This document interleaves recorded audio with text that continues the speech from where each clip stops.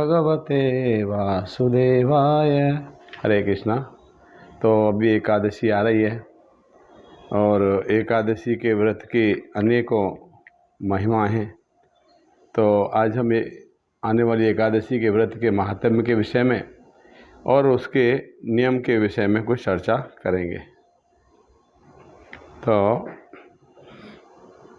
एकादशी में क्या करना चाहिए, इस पर थोड़ा चर्चा करेंगे हम। तो कहा गया है एकादशी में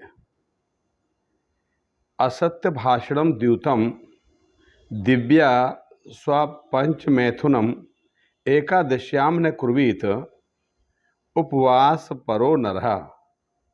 यानी एकादशी में उपवास करने वाले व्यक्ति को असत्य भाषणम द्यूतम, असत्य भाषण नहीं करना चाहिए, झूठ नहीं बोलना चाहिए। एकादशी का व्रत कर रहे हैं आप तो। और जुआ नहीं खेलना चाहिए। दिन में सोना नहीं चाहिए। और एकादशी का व्रत करने वाले व्यक्ति को मैथुन नहीं करना चाहिए, संभोग नहीं करना चाहिए। एकादशी व्रत करने वाले व्यक्ति को ये सब कार्य नहीं करना चाहिए। और क्या कहा गया, एकादशी के व्रत करने वाले व्यक्ति को क्या पालन करना चाहिए? क्षमा, सत्य, दया, मौनम, शौचम, इंद्रिय निग्रह, देव पूजाग्नि हवनम, संतोष स्तेय वर्जनम, सर्व व्रत स्वयं धर्म सामान्यो दशघा स्थिता। यानी ये भविष्य पुराण में कहा गया है इसका वर्णन। कहते हैं क्षमा, सत्य, दया, मौन, शौच यानी शुद्धता, इंद्रियों का दमन, देव पूजा, अग्नि हवन, संतोष और अस्तेय यानी चोरी न करना। ये 10 नियम ये प्राय है व्रत करने वाले व्यक्ति को अवश्य करना चाहिए। 10 नियम का पालन करना चाहिए। क्षमा होनी चाहिए, उसके अंदर सत्य होना चाहिए, दया होना चाहिए, मौन होनी, अनावश्यक बातें नहीं करना चाहिए, शुद्धता होनी चाहिए, इंद्रियों का दमन, सेंस ग्रेटिफिकेशन नहीं होना चाहिए, इंद्रिय निग्रह होना चाहिए।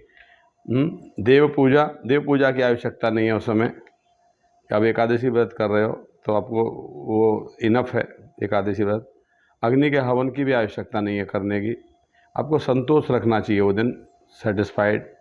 और किसी का चोरी न करना चाहिए, चोरी न करना, इसका पालन करना चाहिए। तो ये एकादशी व्रत के कुछ नियम हैं बताए। और अभी हम आने वाली एकादशी के विषय में चर्चा करेंगे। तो आने वाली एकादशी है पुत्रदा एकादशी। तो ये पौष मास की शुक्ल पक्ष में आती है। अभी पौष मास चल रहा है ना, इसके शुक्ल पक्ष में, शुक्ल पक्ष ही है। तो शुक्ल पक्ष में पुत्रदा एकादशी कहते हैं इसे, पुत्रदा एकादशी। तो युधिष्ठिर महाराज भगवान श्री कृष्ण से इस एकादशी के विषय में प्रश्न करते हैं। तो युधिष्ठिर महाराज ने बोला श्री कृष्ण से कि आपने शुभकारिणी सफला एकादशी का वर्णन किया। इसके पहले हमने चर्चा किया था सफला एकादशी के विषय में। तो आपने सफला एकादशी का वर्णन किया। अब कृपा करके पौष मास के शुक्ल पक्ष में आने वाली एकादशी के विषय में बताइए। उसके पालन की विधि क्या है, उसके लाभ क्या हैं।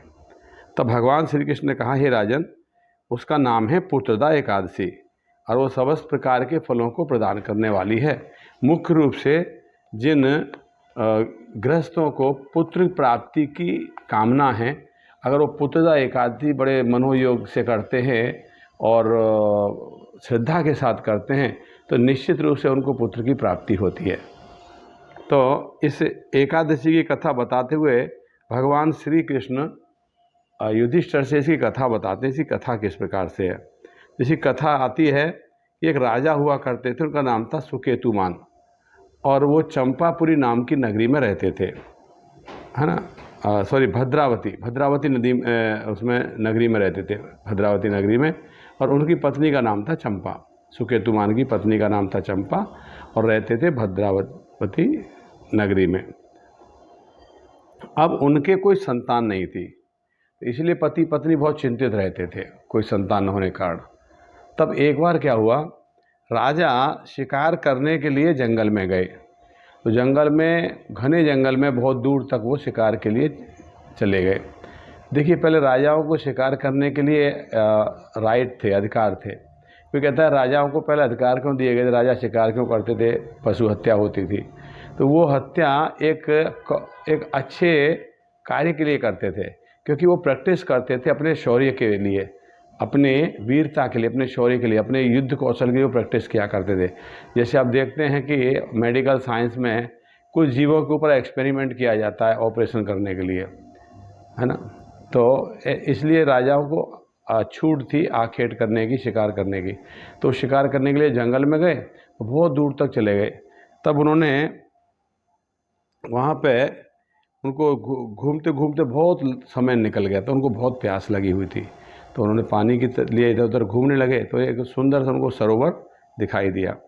और उसी सरोवर के पास में मुनि लोग बैठ के वहाँ पे बहुत सारे मुनि वो वहाँ पे यज्ञ कर रहे थे, वेदों का पाठ कर रहे थे, वेद पाठ कर रहे थे।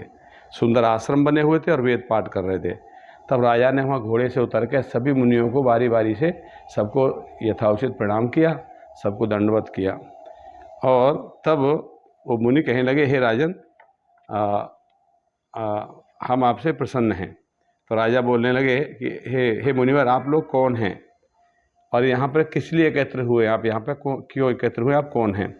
तब वो ऋषि कहने लगे कि राजन, हम लोग वैष्णवदेव हैं, यहाँ स्नान के लिए आए हैं। माघ निकट आ गया है, आज से 5वें दिन माघ का स्नान आरंभ हो जाएगा। तो ये जो एकादशी आती है, इस एकादशी से 5वें दिन माघ का स्नान प्रारंभ हो जाता है।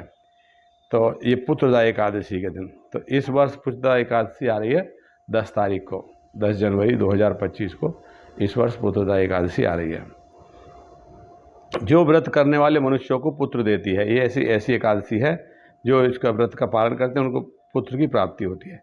राजा ने कहा, विष्णुदेवगण, यदि आप लोग मुझसे प्रसन्न हैं तो कृपा मुझे एक पुत्र दे दीजिए।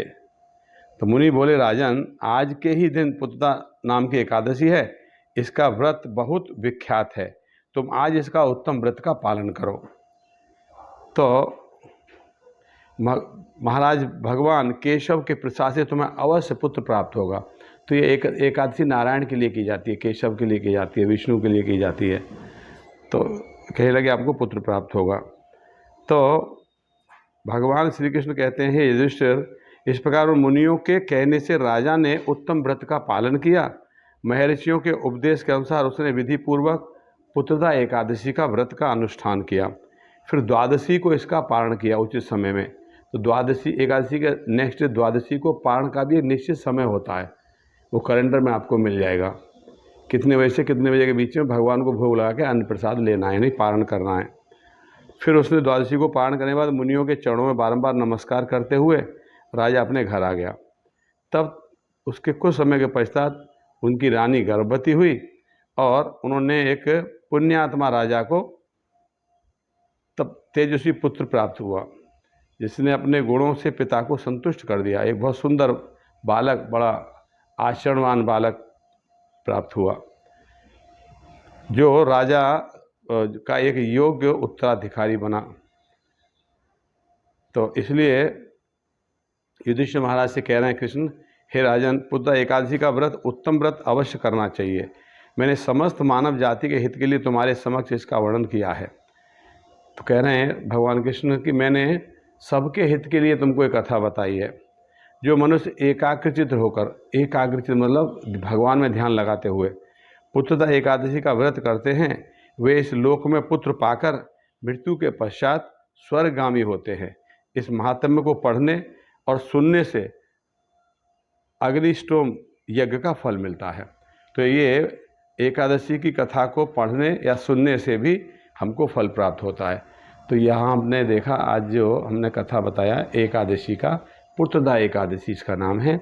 और ये भगवान कृष्ण युधिष्ठिर महाराज से कह रहे हैं, जो व्यक्ति पूर्ण मनोयोग से इस कथा को सुनता है और इस व्रत का पालन करता है, उसको पुत्र की प्राप्ति होती है। तो एकादशी का व्रत करने का हम सभी से निवेदन करते हैं, सभी लोग एकादशी का व्रत करिए। हरे कृष्णा। बहुत बहुत धन्यवाद।